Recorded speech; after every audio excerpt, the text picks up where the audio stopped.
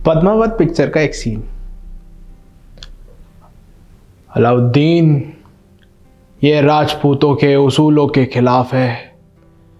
हम निहत्ते और लाचार पर वार नहीं करते, वरना भी तेरा सर धड़ से अलग हो जाता। हाँ, उसूल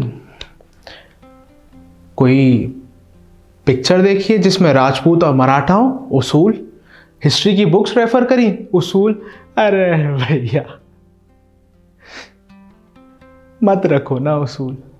महाराणा प्रताप को कितने मौके मिले थे अकबर को मारने के लिए, उसूल। ये मेरे अंदर की फीलिंग है और ये आपको भी लगती होगी कि यार यहां उसूल नहीं होने चाहिए थे। ये तो लोग ही ऐसे नहीं हैं जिनके साथ उसूल रखे जाएं। तो आज की कहानी एक ऐसे ही अनसंग हीरो की। आज की कहानी एक 8 वर्ष के बच्चे की जिसने अपनी मां को अपनी बहनों का गला काटते देखा और फिर अरब की सेना की आंखों में आंखें डाल के उसी खंजर से अपने आप को मारते देखा। आज की कहानी है 711 ईस्वी, जब मोहम्मद बिन तुगलक अपनी अरब की सेना के साथ कन्नौज पर हमला करता। वहां के राजा नागभट्ट अपनी पूरी बहादुरी से सेना को भगा देते। ऐसा बार बार होने के बावजूद भी मोहम्मद बिन तुगलक आसपास के इलाकों में अपनी पूरे बल से हमला करता और उसने हमला किया मुल्तान पर और हाँ, फतेह हासिल करी। और आसपास के गांव में जब वो लूट मचा रहा था तो उसके लूट के 2 ही तरीके, लोगों की धन दौलत लूटना और वहां उस गांव की हर महिला की इज्जत। ये देख के ना जाने कितनी महिलाओं ने उस गांव की तालाब में कूदकर अपनी इज्जत बचाने के लिए जान गंवा दी। और वहीं उसी समय एक 8 वर्ष के बच्चे ने यह सारा दृश्य देखा और वो अपनी जान बचाकर भाग गया। उस बच्चे का नाम है तक्षक। ठीक 25 वर्ष बाद महाराज नागभट्ट द्वितीय का मुख्य अंगरक्षक बॉडी गार्ड बनकर लौटा। फिर वही अरब सेना, फिर वही मोहम्मद बिन तुगलक, पर इस बार दुश्मन और ज्यादा सशक्त होकर लौटा। उसने अरब के खलीफा से अपनी ताकत और बढ़ाकर कन्नौज पर हमला करने की कोशिश करी। कन्नौज नंबर्स में भी छोटा था पर हिम्मत में, ताकत में हमेशा बड़ा। वहां पर मुख्य कोर मेंबर्स की मीटिंग हुई और वहां पर बात करा गया कि कैसी रणनीति होनी चाहिए, क्या हमारा आगे का रूट प्लान होना चाहिए, हम कैसे इन पर हमला करेंगे।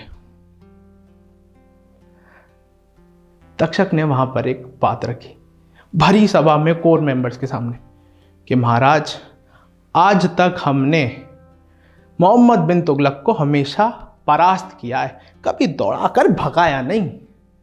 और इसका एक ही रास्ता है कि इनके साथ इनके जैसा व्यवहार होना चाहिए। बड़ी असमंजस में महाराज नागभट्ट बोले, तक्षक तुम क्या कहना चाहते हो? महाराज, सीमाओं पर अरब की सेना आ चुकी है और अब हमें उनके जैसा ही व्यवहार करना चाहिए, यानी कि उन्हें मार गिराना चाहिए। जब तक उन्हें पता चले कि हम हमला करने आ रहे हैं, उससे पहले तो उनकी सेना खत्म हो जानी चाहिए, समाप्त हो जानी चाहिए। दोस्त, एक हिंदू राजा, एक भारतीय राजा जीवन भर उसूलों पे लड़ता है और वही नागभट्ट का उत्तर, तक्षक ये क्या कह रहे हो? ये एक राजा के धर्म के खिलाफ है, ये जंग के उसूलों के खिलाफ है। कुटिल सी मुस्कान के साथ तक्षक मुस्कुराया और बोला, महाराज, आप जिनसे लड़ने जा रहे हैं वे राक्षस प्रवृत्ति के हैं। उनका सिर्फ एक धर्म है, रक्त और बलात्कार। वो लड़ेंगे और लूट खसोट मचाएंगे। क्या आप भूल गए मुल्तान में क्या हुआ था? तक्षक की इतनी स्पष्ट बात सुनकर महाराज भी थोड़े असमंजस में आए और उन्होंने तक्षक को जाने के लिए कहा और अपने बाकी लोगों से पूछा कि आपका क्या विचार है। उनके सारे मंत्रियों की चुप्पी ये कह रही थी कि कहीं ना कहीं वह भी तक्षक की बात से राजी थे। पूरा रूट प्लान बना, कैसे युद्ध लड़ना है, कैसे आक्रमण करना है। और उसके बाद जब दोनों ही सेना, यहाँ नागभट्ट जी की और यहाँ अरब मोहम्मद बिन तुगलक की सेना, जब दोनों ही सेना सीमा पर आ चुकी थी और कल युद्ध प्रारंभ होना था, उससे एक रात पहले ही तक्षक अपनी सेना के साथ उनके शिविर पर, अरब सेना के शिविर पर हमला कर देता है। वो भी कब? जब सारे अरब सैनिक सो रहे होते हैं और जब वो सुबह उठते हैं तो लगभग 2/3 सेना खत्म हो चुकी होती है। और जैसे ही वो कूच करते हैं कि आगे जाते हैं और कन्नौज पर हमला करते हैं, वहाँ से नागभट्ट जी की सेना आती है और उन सबको खत्म कर देती है, जड़ से खत्म कर देती है। युद्ध समाप्त, कन्नौज विजय। पर इन सारी बातों के बाद भीड़ में ढूंढा गया कि तक्षक कहाँ है। तो कुछ अरब सैनिक के बीच में तक्षक का पार्थिव शरीर वहां था। युद्ध में उसने अपने प्राण गंवा दिए थे। तब महाराज नागभट्ट अपनी तलवार निकाल के उसके चरणों में रख देते हैं और एक गरजते हुए स्वर में कहते हैं कि तुम आर्यवर्त के वीरता की शिखर पर हो। तक्षक, मैं तुम्हारी वीरता को प्रणाम करता हूं। तुमने मुझे बताया है कि एक राजा का धर्म अपनी प्रजा के लिए सिर्फ जान देना नहीं, सही समय पर जान लेना भी है।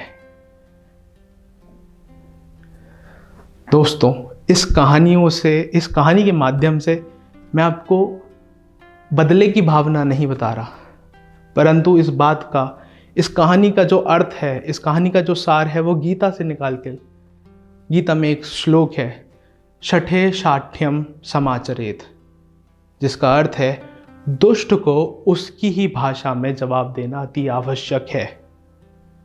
और आपको पता है इसका असर क्या हुआ?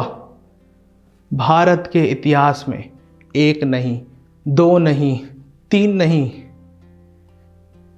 पूरे 300 साल तक अरब ने कन्नौज की तरफ कभी मुड़कर नहीं देखा, क्योंकि वह जान गए थे कि यहां पर एक राजा है जो अपनी प्रजा के लिए फैसले लेता है, जिसे पता है कि जैसा दुश्मन होगा वैसा ही जवाब दूंगा।